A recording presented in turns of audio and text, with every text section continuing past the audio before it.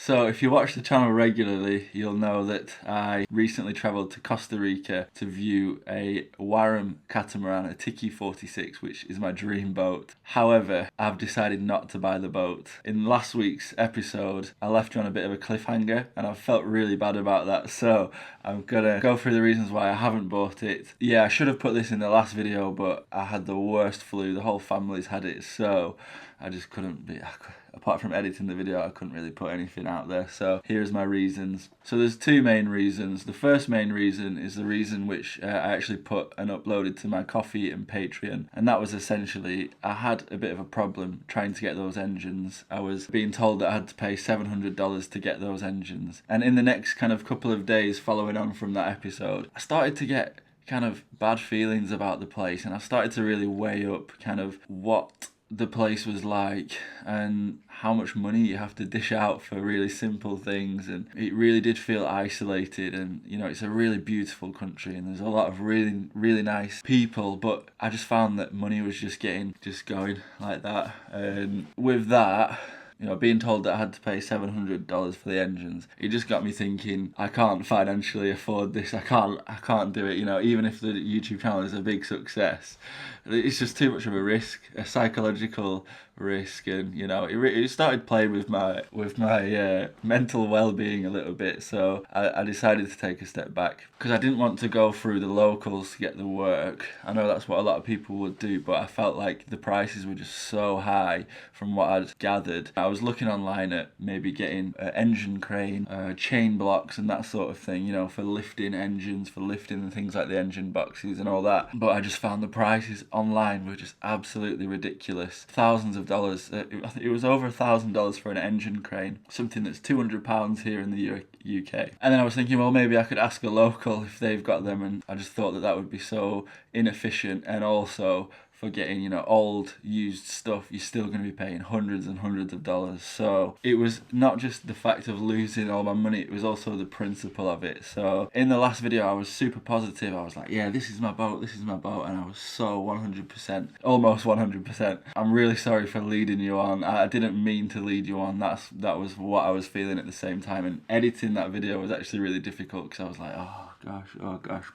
And with being ill and stuff, that was the content that I was going to bring out. And then this week it was going to be, I've got loads of footage of going to confront the guy about the engines and stuff. I'm not going to put that online because I don't really like naming and shaming people and all that. And it got a little bit ugly, but well, anyway, there was other things, like if I wanted to get a small outboard for the dinghy, how much was that going to cost me? Because the outboard for the dinghy, and that dinghy would be my car there, you know, going to and from the shop and everything. Yeah, it just felt wrong. The second main reason as to why I didn't buy the boat is I felt irresponsible committing to something without finding a solution for my dog Yoshi. I've been looking a lot into the importation of dogs into Costa Rica, and it's a real nightmare. In other countries around Central America, it's not too bad, and if I did manage to get him into Costa Rica, I think travelling between the countries would be a bit of a nightmare, but manageable. But to get him there, it's just so difficult. And committing to the boat just put such a weight on my mind of having to find a solution quickly for Yoshi. It was also taking a toll on my mental well-being as well. So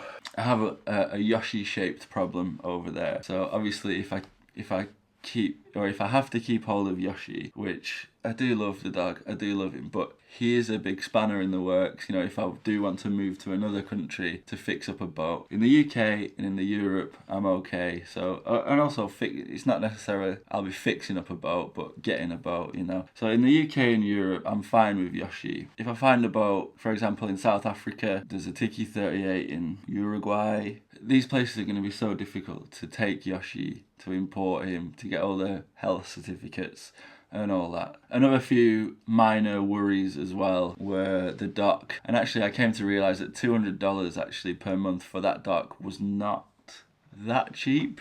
Really, I know it's a big boat, but it wasn't really that cheap. And also thinking about, oh gosh, what if I have to put this boat in a marina? It's like a 15 metre catamaran. It's just gonna also just rinse me financially as well. like all these things I just didn't see when I was on the boat. And I mean, I did see them, but I thought that the positives outweighed these negatives at the time. And then when the reality sunk in after putting my offer in, it's like, oh, I don't know. I guess like in terms of regrets, I've been thinking about this boat every day, 100 times a day, thinking, yeah, but this is such a great investment. The price, my offer was $30,000.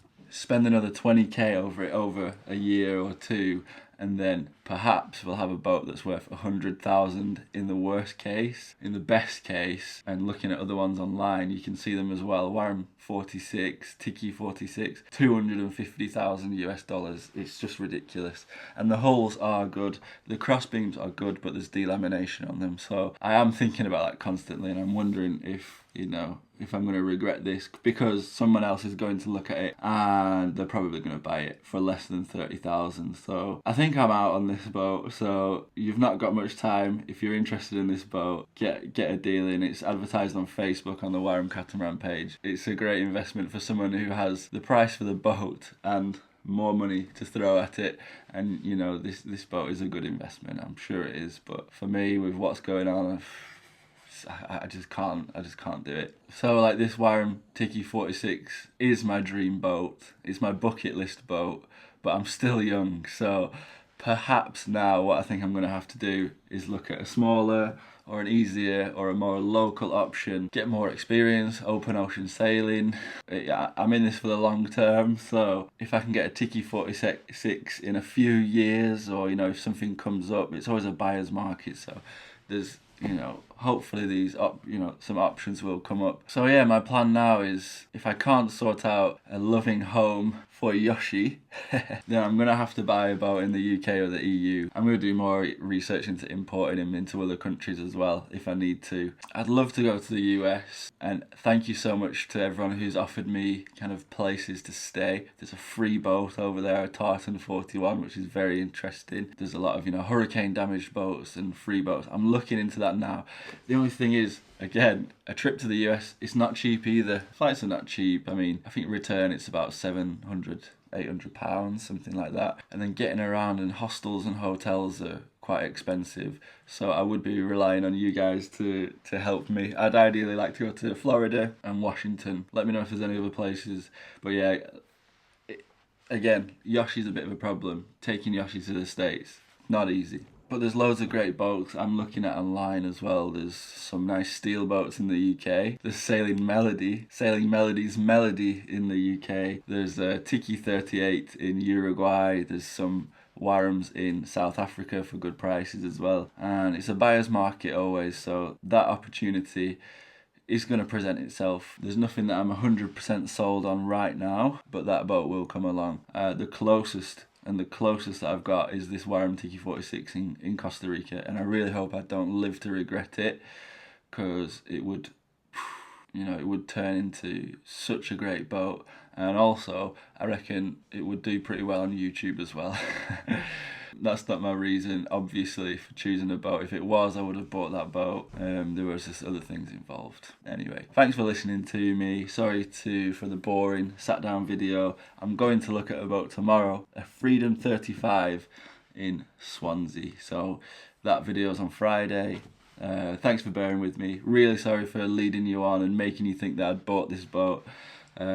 Please accept my apology. Thank you to everyone who went to the Patreon and coffee to see me crying in a hotel, and see you on Friday. Okay, bye bye.